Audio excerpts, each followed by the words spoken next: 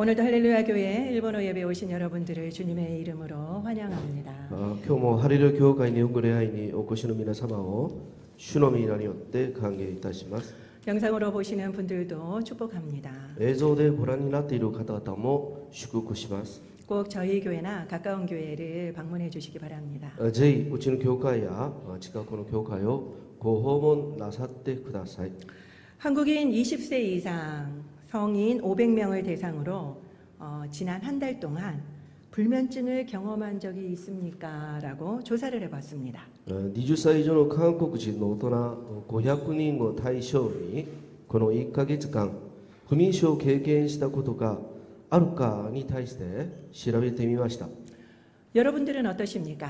皆様はいかがでしょうか。 지난 한 달 동안 불면의 밤을 보내신 적이 있으십니까? この1ヶ月間不眠の夜を過ごしたことがありますでしょうか。 한번 조사해 볼까요? 손을 한번 들어볼까요? 나 그- 있다. 오. 저는 아닙니다. 조사 결과는 무려 73.4%가 있다라고 대답했습니다. 調べた結果73.4% があったと答えました。 우리 성도님들은 좀 많이 낫네요. 皆様は大丈夫ですよね。 특히 65세 이상 그리고 여성이 높게 나왔습니다. 特に65歳以上と女性が高く出ました。 그렇다면 65세 이상의 여성은 긴장해야 되겠죠. そうだったとしたらね、25歳の以上と女性は65歳の以上と女性は緊張しなければならないですよね。 현대인들이 가장 많이 쓰는 말은 바로 피곤해입니다. 現代人が最もよく使う言葉は疲れたという言葉です。 그래서 지금은 피로 마케팅 그리고 휴식 마케팅이라는 말도 있습니다. それで今は疲労マーケティング、休息マーケティングという言葉もあります。 그리고 안마기도 이제는 부모님께 사드리는 효도템이 아니라 MZ 세대가 큰 소비자가 되었다고 합니다. もうあんまきも両親にプレゼントとして買ってあげる親孝行アイテムではなく MZ 世代が大きな消費者に浮上したそうです。 부모님보다 내가 피곤하다라는 거죠. 親より私が疲れているそうですね。 일본에는 리커버리 웨어라고 해서 피로 회복 의류라는 것이 있다고 합니다. 日本ではリカバリーウェアといって疲労回復衣類もあるそうです。 제가 이걸 TV로 봤는데 정말 신기하더라고요. 私がテレビで見たんですけれどもとても不思議ですよね。 이것을 입으면요 잠도 잘 잔대요. これを着ると寝ることが平安だそうですね。 그리고 몸이 따뜻해진다고 합니다. そして体が温かくなるそうです。 그러면은 어른들만 피곤할까요? それでは大人だけが疲れるのでしょうか。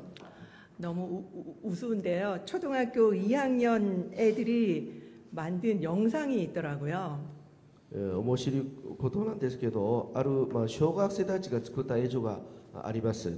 2학년인데 제목이 쉼이 필요합니다. 2年生たちが作ったんですけど、タイトルがですね、休みが必要だよというタイトルです。 한번 걔들이 뭐가 그렇게 쉼이 필요한지 우리 한번 볼까요? 彼らどうして休みが必要なのか映像を見てみましょうか。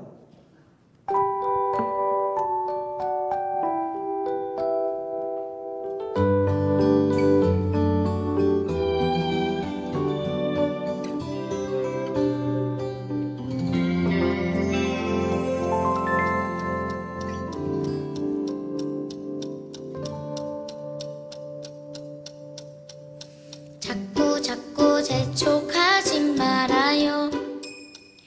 나도 진짜 바쁘단 말이에요. 학교 끝나면 방과 후에 영어학원, 수학학원 그냥 뭐 노는 줄 아나요. 나도 쉼이 필요해. 나도 쉼이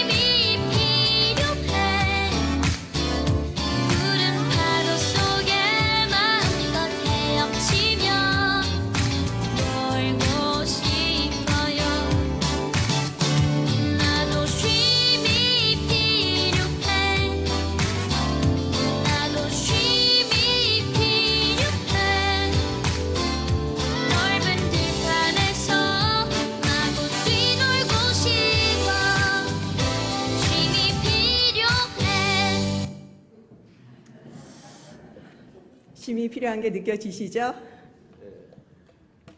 まあ、休みが必要なのを感じられますか？ 정말 현대는요, 전 세대가 피곤한 것 같습니다. まあ、本当に現代はですね、全世代が疲れているようです。 그러면 피곤할 때 가장 필요한 게 무엇일까요? それでは疲れた時に一番必要なのは何でしょうか？ 바로 쉼이죠. はい、休むことです。 오늘은 성령의 열매 온유 바로 두 번째 시간입니다. 今日は聖霊の実、柔和の2番目の時間です。 지난주에 단순히 순한 실험 비글 강아지는 온유한 게 아니라고 말씀드렸죠. 先週単純におとなしい事件ビーグルの子犬は柔和なものではないと申し上げました。 그리고 원어를 통해서 온유의 의미도 두 가지 살펴보았습니다. そして言語を通して柔和の意味について2つに分けて調べてみました。 첫 번째 온유의 의미는 히브리어입니다. 1番目の柔和の意味はヘブライ語です。 비참해서 절대적으로 하나님만을 의지하는 것을 말하죠. 悲惨なので絶対的に神様だけを頼ることを言います。 고통받고 비참할 때 하나님만을 바라보는 것을 말합니다. 苦痛を受けて悲惨な時、神様だけを見上げるのです。 지난주 모세는 백성들과 리더십이 불평하는 위기 속에서 하나님만 바라보는 온유한 태도를 잘 보여주었습니다. 先週モーセは民たちとリーダーシップが不平を言う危機の中で神様だけを見上げる態度をよく見せてくれました。 기억나십니까? 覚えていますか？ 그러자 대신 하나님이 나서 주셨죠. その時神様がモーセの代わりに働かれました。 이렇게 온유는 첫 번째로 하나님을 절대적으로 의지하는 것입니다. このように柔和は1番目に神様だけを絶対的に頼ることです。 두 번째 온유의 의미는 헬라어입니다. 2番目の柔和の意味はヘラ語です。ギリシャ語です。 바로 동물을 유순하게 길들이는 것을 의미하죠. 動物を従順に飼いならすことを意味します。 소리 괜찮으신가요? 너무 울리지 않나요? 네, 조금 줄여주실래요? 온유는 길들여진 말이 조련사 뜻대로 움직이는 것입니다. 柔和というのは飼いならされた馬が調教師の思い通りに動くのです。 그런 말은 힘이 있지만 마음대로 쓰지 않고 절제합니다. そんな馬は力があっても勝手に使わず節制します。 이것은 오직 훈련을 통해서만 가능한 일입니다. これは訓練によってのみ可能です。 훈련이 없이는 온유해질 수 없습니다. 訓練がなければ柔和になることはできません。 훈련된 말은 전쟁터에 나가서도 용감하게 전진합니다. 訓練された馬は戦場でも勇敢に前進できます。 그리고 어린이가 타도 위험하지 않죠. そして子供が乗っても危険ではありません。 성경에는 온유한 사람이 딱 2명만 나옵니다. 聖書の中には柔和な人はちょうど2人だけ出てきます。 누굴까 기억이 나십니까? 誰か覚えていますか？ 누굽니까? 誰でしょうか？ 그럼요. 저번 주에 모세 했잖아요. 先週見たモーセですよね。 대표적인 인물은 우리가 지난주에 살펴본 모세입니다. 代表的な人物は先週見てみたモーセです。 그는 피지배민으로 태어나서 지배민인 이집트 공주의 아들로 입양이 되었습니다. 彼は非支配者として生まれ、支配者のエジプト王女の息子として養子になりました。 그리고 특권층으로 40년간을 살게 되죠. そして特権層として40年間生きていきました。 그러다가 이집트 관리자를 쳐서 죽이게 됩니다. そうするうちにエジプトの管理者を殴って殺しました。 물론 죽일 의도는 없었지만 분노를 다스리지 못한 것이죠. もちろん殺すつもりはなかったんですけど、怒りを抑えることができなかったのです。 그 후에 또다시 40년간 광야의 양치기로 잊혀졌습니다. その後また40年間荒野の羊飼いとして忘れられました。 그러면서 점점 그에게 있던 특권층의 물이 빠지기 시작했습니다. だんだん特権層としての色が抜けるようになりました。 그리고 유순해졌죠. そして従順なものになりました。 그러자 하나님이 그를 조련할 수 있게 되었습니다. そうすると神様が彼を調教できるようになりました。 그리고 그는 탁월한 경주마가 되었죠. そしてモーセは卓越した競走馬になりました。 혹시 지금 광야의 시간을 보내고 계신 분이 계십니까? もしかして今荒野の時間を過ごしていますでしょうか？ 제가 오늘 빨리 벗어나는 방법을 가르쳐 드리겠습니다. 今日私が早く抜け出す方法をお教えいたします。 지금은 여러분들을 하나님이 조련하고 있는 시간입니다. 今は神様が皆様を調教なさっている時間です。 그런데 이때 조련을 거부하면은 대단히 し 힘들어집니다. かし、その時調教を受けることを拒否したら大変です。 그렇기 때문에 빨리 그 조련에 순종하십시오. ですから早くその調教に従順してください。 그러면은 훈련이 빨리 끝나게 됩니다. そうすればもうちょっと早く訓練が終わります。 그때 광야를 벗어나게 되는 거죠. その時に荒野を抜け出すことができます。 그러면 첫 번째 인물은 모세라고 저희가 온유한 인물을 살펴봤는데 성경에 나오는 두 번째 인물은 과연 누구일까요? 1番目の人物はモーセだと言ったんですけど、2番目の人は誰でしょうか？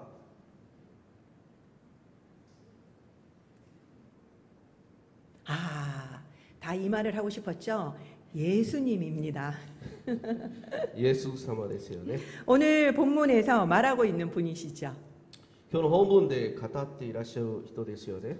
한국 성경에는 예수님 말씀을 다른 색으로 표시하는 경우가 많습니다. 韓国語の聖書はイエス様の御言葉を別の色で印をつけることが多いです。 그런 성경책을 오늘 보시면은 오늘 본문이 다른 색으로 표시되어 있는 것을 볼 수 있을 것입니다. そういう聖書をご覧にいただきますと、今日の本文を読んでみてください。 예수님의 말씀이라는 것을 알 수 있죠. イエス様の御言葉だということがわかります。 쉼에 목말라하는 우리들에게 주님은 쉼을 얻는 방법을 자세히 알려주고 계십니다. 休むことに飢えている私たちにイエス様は休みを取る方法を教えてくれます。 첫 번째 방법은 28절에 나옵니다. 1番目の方法は28節にあります。 다 내게로 오라. すべて私のもとに来なさい。 바로 첫 번째 방법은 예수님께 나가는 것입니다. 1番目の方法はイエス様のところに出ることです。 그때 우리는 쉼을 얻을 수 있죠. その時に休むことができます。 두 번째는 29절에 나옵니다. 2番目は29節にあります。 바로 주님의 멍에를 메고 주님께 배우는 것입니다. イエス様のくびきを追ってイエス様に学ぶことです。 멍에를 메는데 과연 쉼을 얻을 수 있나요? くびきを追っているのに休むことができますか？ 이거는 있을 수 없는 일이잖아요. これはありえないことですよね。 저처럼 생각하는 사람을 위해서 예수님은 30절에 아주 친절하게 설명해 주십니다. 私のように思っている人のためにイエス様は30節にとても親切に説明してくれます。 내 멍에는 쉽고 내 짐은 가볍기 때문이란다. 私のくびきは追いやすく私の荷は軽いからです。 비슷한 게 29절에도 나와요. 似ている箇所は29節にもあります。 주님은 온유하고 겸손한 분이기 때문입니다. イエス様は心が柔和でへり下っているお方だからです。 온유하고 겸손한 분이라면 분명 힘든 걸 주지는 않으실 겁니다. 心が柔和でへり下っているお方ならば明らかに私たちに大変なことを与えることはないと思います。 그리고 주님은 우리에게 멍에와 짐에 대한 고정관념을 깨주시죠. そしてイエス様は私たちにくびきと重荷に対する固定観念を破るようにしてくださいます。 멍에는 쟁기나 수레를 끄는 짐승 목에 얹는 나무 막대기입니다. 首切りというのは、カラスキや車に行く畜生の首に負う木の棒です。 보통 이것은 두 마리 용이죠. 普通これは牛2頭や馬2頭が車に行くとき使うものです。 그래서 멍에의 히브리어인 체메드나 영어의 요크에는 쌍이라는 의미가 포함되어 있습니다. それで首切りのヘブライ語のチェメドや英語のヨークにはペアという意味が入っています。 그래서 둘 중에 한 마리는 힘이 센 놈으로 한 마리는 힘이 약한 놈으로 짝을 만듭니다. それで2頭の中で1頭は力持ちなので1頭は弱いやつにしてペアにセットします。 그래야지 주도권 싸움을 하지 않는데요. そうすれば主導権争いをしないからです。 주도권 싸움하다가 일을 못하는 거죠. 主導権争いのため仕事ができないからです。 그럴 때 일의 효율도 높아지게 そういう時 되죠. に仕事の効率も高くなります。 송아지도 어른 소와 함께 멍에를 씌워서 자연스럽게 일을 배우게 만든답니다. 子牛も大人の牛とともに首輝を追わせて自然に仕事を習わせます。 우리도 생각해 보면요, 가족 여행 갈 때 어른이나 아이 온 가족이 짐을 똑같이 n분의 1 하는 집은 없을 것입니다. 考えてみたら家族旅行に行く時に子供や大人が同じ重さの荷物を分担している家はいるでしょうか。 힘과 짐의 양은 비례하죠. 力と荷物の量は比例するでしょう。 힘이 센 사람이 짐을 많이 들 것입니다. 力の強い人がもっとたくさんの荷物を担当します。 아이에겐 어떻게 하나요? 子供たちにはどうしますか。 작고 예쁜 가방 달랑 하나 매게 할 것입니다. 小さくてきれいなカバン一つだけを持たせます。 물론 아이도 가방을 맸잖아요. もちろん子供もカバンを担いだんですよね。 그러니까 짐은 짐입니다. ですから荷物は荷物なのです。 그렇지만 그 안에는 무거운 것이 들어있지 않아요. しかしその中には重たいものが入ってないです。 자기가 좋아하는 것만 열심히 넣어놨죠. 自分の好きなことだけ、入れていましたよね。 그래서 그거를 드는 것을 오히려 아이들은 좋아합니다. それでそのカバンを担ぐのが好きです。 멍에도 이것과 똑같습니다. 首輝を追うこともこれと同じです。 하나도 안 무겁고 들고 싶은 가방이에요. 一つも重くなく持ちたいカバンです。 우리는 때로 인생의 큰 무게에 압도되어서 힘겨운 삶을 살곤 합니다. 私たちは時々人生の大きな重みに圧倒され苦しい生活を送ったりします。 그때 주님은 너의 짐을 나의 멍에에 얹으라고 말씀하십니다. その時イエス様はあなたの重荷を、私の首輝に乗せろとおっしゃいます。 그리고 주님의 멍에를 같이 매자고 하십니다. そしてイエス様の首輝を一緒に背負っていこうとおっしゃいます。 그러면 너무 쉬워지죠. そうすればとても簡単になりますよね。 그리고 짐에 대한 부담감도 전혀 없습니다. そして重荷に対する負担感も全然ありません。 그래서 내 멍에는 쉽고 그리고 짐이 가볍다고 하신 것입니다. それで私の首輝は追いやすく私の荷物は軽いからだとおっしゃいました。 그런데 생각할 점이 하나 있습니다. しかし考えることが一つあります。 우리가 짐을 주님 앞에 맡기면은 우리의 문제가 우리의 짐이 없어지는 것입니까? 私たちの荷物をイエス様に任せば私たちの問題がなくなるのでしょうか。 그대로입니다. 그대로입니다. そのままです。 문제도 짐도 그대로 있죠. 問題も荷物もそのままです。 그렇지만 나는 하나도 안 무겁습니다. でも私は全然重くありません。 주님이 다 지고 있기 때문이죠. イエス様が全て背負っているからです。 그래서 우리는 이제 멍에와 짐의 개념을 바꿔야만 합니다. それで私たちは首輝と重荷の概念を概念を変えなければなりません。 주님의 멍에를 메고 짐을 져야 할 것입니다. イエス様のくびきを背負って私たちの荷物を負うべきです。 그게 뭡니까? 그게 뭘까요? それが何でしょうか。 아까 말씀드린 것처럼 아이가 들고 있는 작은 가방입니다. 先ほどおっしゃったように子供が負っている小さなカバンです。 29절에 온유가 나오는데요. 이것은 바로 지난주에 말씀드린 프라위스입니다. 29節にも入話が出てくるんですけど、これは先週申し上げたプライスです。 뭐 이게 바른 기호는 프라우스인데요. 그 정확하게는 위스에 가깝습니다. 그래서 제가 프라위스라고 말씀드리는 겁니다.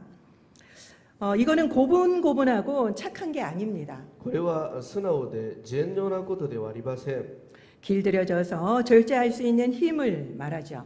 飼いならされて節制できる力のことです。 사실 예수님이 이것을 설명하기에 가장 적합한 분이십니다. 実際イエス様はこれを説明するのに最適なお方です。 왜냐하면 예수님은 모든 능력을 가진 하나님이시기 때문이죠. なぜならばイエス様は全ての力を持っている神様だからです。 그렇지만 예수님은 그 능력을 쓰지 않으십니다. しかしイエス様はこの力を使っていません。 누가복음 22장에 보면은 예수님은 유다의 배신으로 잡히십니다.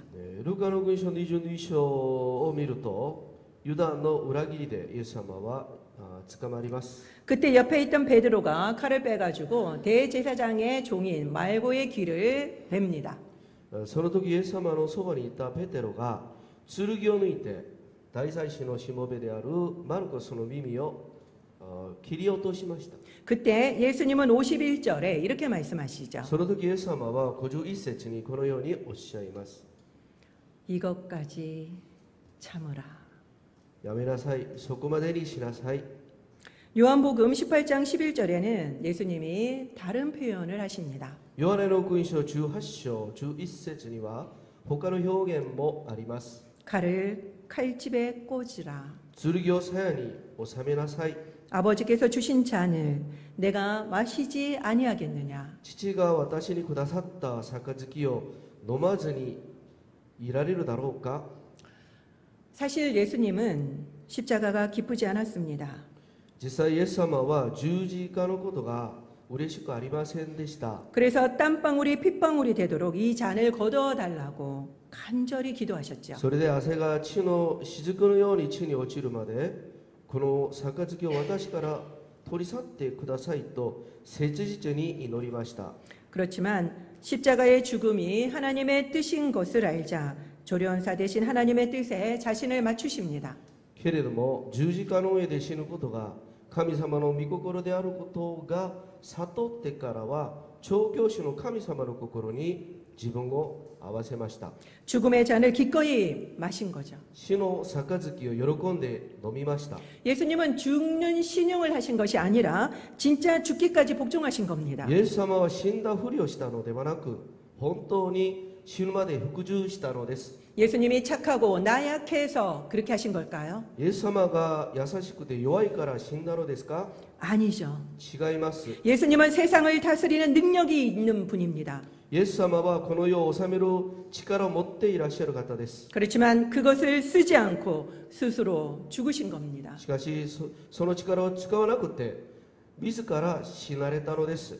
이것이 바로 온유입니다. これが柔和でございます。 능력이 있지만 쓰지 않는 것이죠. 力があっても使わないことです。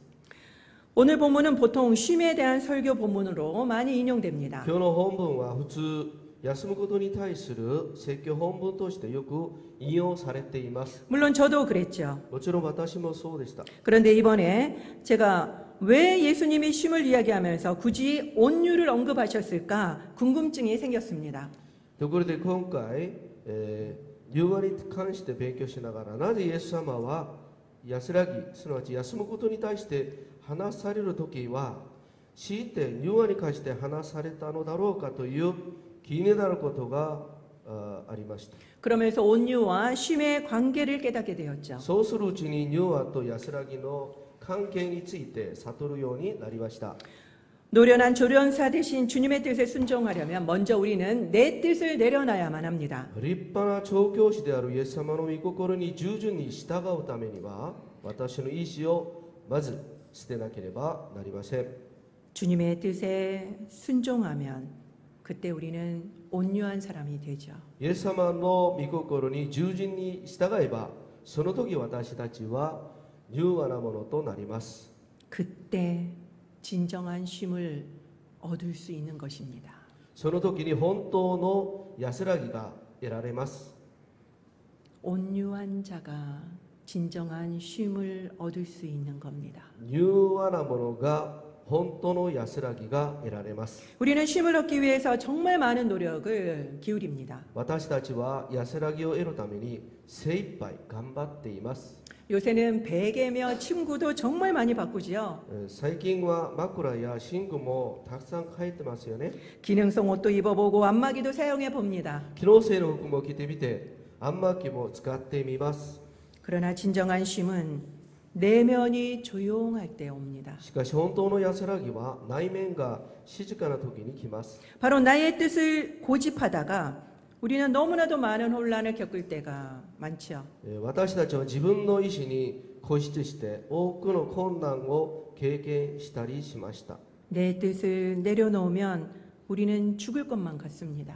自分の意思を捨てたら私たちは死ぬそうになります。 그렇지만 하나님의 뜻에 맞추니 오히려 죽음 같은 혼란이 싹 사라지는 것을 아마 여러분도 많이 경험해 보셨을 것입니다.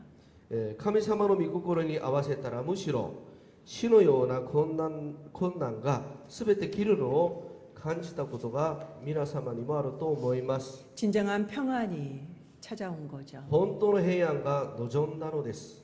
말은 기수가 하시는 대로 할 때 가장 빠릅니다.